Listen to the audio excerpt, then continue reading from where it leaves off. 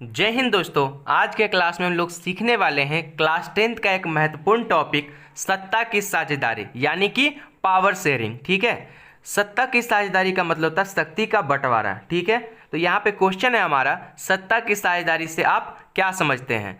Video को ध्यान से देखिएगा और समझने का प्रयास कीजिएगा। ठीक है, किसी देश के शासन व्यवस्था में जब उस देश के अंदर रहने वाले सभी वर्ग के लोगों को शामिल किया जाता है या फिर हिस्सेदार बनाया जाता है तो इसे ही सत्ता की साझेदारी कहा जाता है। ठीक है, जब देश की शासन व्यवस्था से उस देश के अंदर रहने वाले हर तरह के लोगों को शामिल किया जाता है तो इसे हम लोग क्या कहते हैं, सत्ता की साझेदारी कहते हैं। ठीक है, देखिए किसी भी देश को चलाने के लिए शासन व्यवस्था की आवश्यकता होती है। शासन व्यवस्था का एक रूप लोकतंत्र भी है। ठीक है, क्लियर। अब देखिए, तो सरकार जो होता है शासन व्यवस्था के द्वारा देश को चलाता है और सरकार में लोगों के द्वारा चुने गए प्रतिनिधि होते हैं। ठीक है, प्रतिनिधि क्या होते हैं, अलग अलग क्षेत्रों से चुन करके आए हुए होते हैं। ठीक है, यानी आप कह सकते हैं कि जो प्रतिनिधि निर्णय लेगा वो कहीं ना कहीं जनता की भी निर्णय होगी। क्लियर।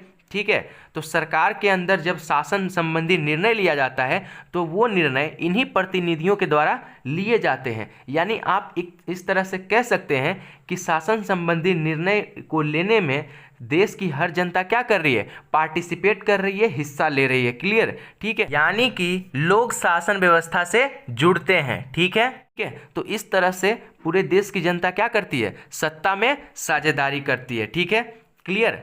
अब देखिए, सभी नागरिक प्रत्यक्ष या अप्रत्यक्ष रूप से शासन व्यवस्था में साझेदारी करते हैं। क्लियर। ठीक है, तो देश के अंदर जितने भी लोग होते हैं वो प्रत्यक्ष रूप से शासन व्यवस्था में साझेदारी करते हैं या फिर अप्रत्यक्ष रूप से। ठीक है, प्रत्यक्ष रूप कहने का मतलब जब सरकार की संस्थाओं में लोग प्रतिनिधि के रूप में बन करके जब जाते हैं और वहाँ पर निर्णय लेते हैं तो इसे हम लोग क्या करते हैं, प्रत्यक्ष रूप से साझेदारी करना। ठीक है, क्लियर। जैसे कि आप कार्यपालिका का कोई सदस्य है, न्यायपालिका के सदस्य हैं। ठीक है, और इस तरह से जब शासन संबंधी निर्णय में आप हिस्सा लेते हैं तो ये क्या होता है, प्रत्यक्ष रूप से साझेदारी करना होता है। ठीक है, अप्रत्यक्ष रूप से साझेदारी कैसे किया जाता है, तो जब आप सरकार की संस्थाओं में बिना प्रतिनिधि बने आप अपनी बातों को सरकार के समक्ष रखते हैं आंदोलन के जरिए, धरना के जरिए, दबाव समूह के जरिए।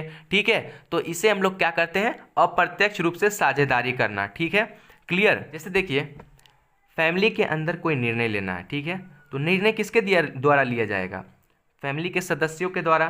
क्लियर। ठीक है, अगर आप घर में सबसे छोटे हैं और आपको अपनी बात मनवानी है, ठीक है, तो आप अपने प्रतिनिधि यानी भैया को बोल सकते हैं, दीदी को बोल सकते हैं। ठीक है, तो इस तरह से क्या हुआ, प्रत्यक्ष रूप से साझेदारी करना हुआ। ठीक है, लेकिन वही आप जिद्दी करने लगे, रूठ गए। ठीक है, तो ये क्या हुआ, अप्रत्यक्ष रूप से हुआ साझेदारी करना। ठीक है, क्लियर। तो उसी तरह से सत्ता की साझेदारी में देखिए कैसे दो तरह से हो सकता है, एक प्रत्यक्ष रूप और एक अप्रत्यक्ष रूप। प्रत्यक्ष रूप का मतलब जब सरकार की संस्था में आप प्रतिनिधि बन करके आप शासन संबंधी निर्णय में हिस्सा लेते हैं तो ये क्या हुआ, प्रत्यक्ष रूप से साझेदारी करना।